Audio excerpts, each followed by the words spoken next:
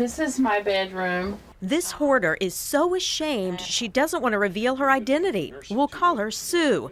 To get through Sue's room, you have to navigate past piles and piles of clothes. And books, boxes, and papers litter the bed, leaving a small space for sleeping. It's really been this bad probably for the last couple of years. Getting upstairs is like weaving your way through an obstacle course and ending in a dumping ground. What is up here? You name it, it's here. These bedrooms are piled high with so much stuff you can hardly step into them, much less fit a bed inside. And I can't not tell you how this happened. I really cannot tell you how it got so out of control. I really can't. Besides Sue's stuff, she's also saving toys and other things from her adult son's childhood. Most of them are buried somewhere under here. It's totally humiliating. I am educated, professional, who lives in a dump. And there are other rooms that can't be used for their intended purposes. This is the kitchen area. We don't eat in here anymore, basically because the table's too covered up. Covered with things that don't belong here, like Christmas decorations, a classic sign of a hoarder. There's even an upholstered chair in the kitchen. Another sign of hoarding? Collecting. One of Sue's weaknesses is shoes. Poor as a child, she never had new shoes and makes up for that now. It's not about the shoes. Yeah. What do you think it is about? It is about feeling better inside. It makes me feel good for a few minutes. You know, maybe a day or two, I'll look at the shoe and I'll feel better, because at least that's something pretty. Overrun with shoes and stuff, she's now taking a big step. She's ready to dig herself out from this mess. Professional organizer Tracy Utter will take on the challenge of helping her. This is not a place where I would, advise anyone to live. The number one issue I see is safety. Walking through here, there's a pretty big chance that you could fall down. And so that's why I want pathways clear. How do you know if you've gone from a few too many pieces of furniture or a few too many pieces of clothes to a full-scale hoarding problem?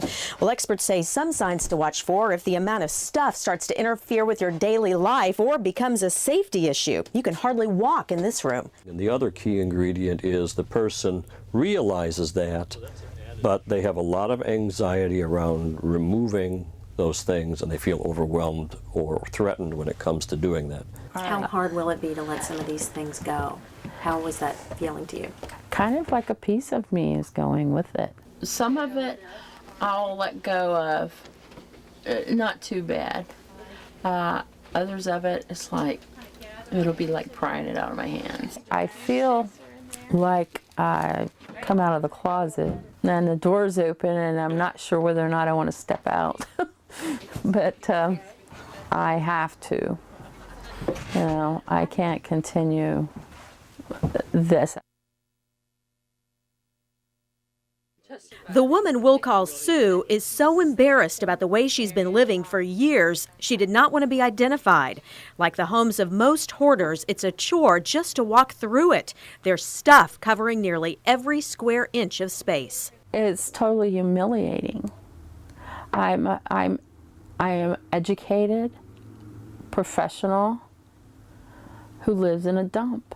Hoarding is tough to treat. Experts say hoarders collect things and have trouble parting with them because they have emotional ties to the objects. Sue grew up poor and says her problem started with shopping to fill voids in her life. If I see it, I like it, I want it, I'll buy it. I know that a lot of it stems from wanting to feel better for the moment, but then it got into this major problem. A team of professional organizers will tackle it, and a therapist offers some advice and encouragement. Your willingness to want to even organize things is the big step.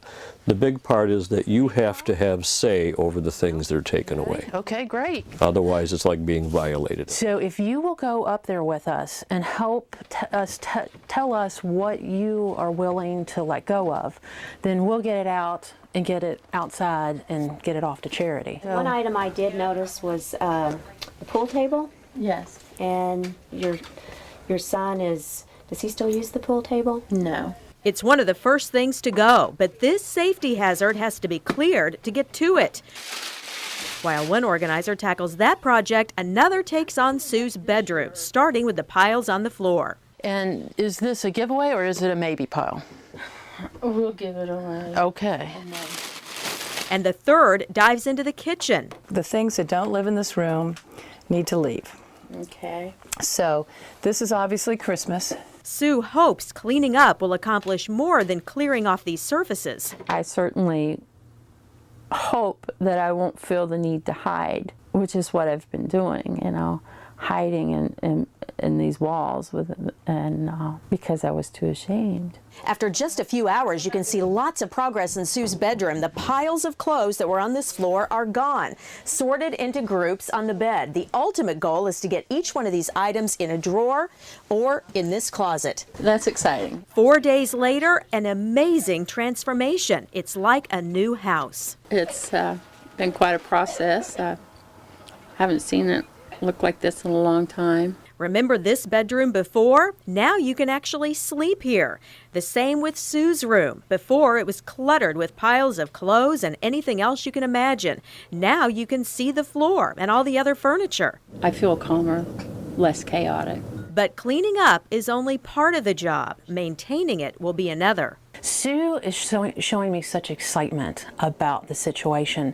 So I have higher hopes than maybe any other client that I've worked with in this situation that she will succeed. I really believe and know there are a lot of people out there who need to know that you don't have to be so ashamed and hide, that you can get help and that you can walk through the shame without it killing you.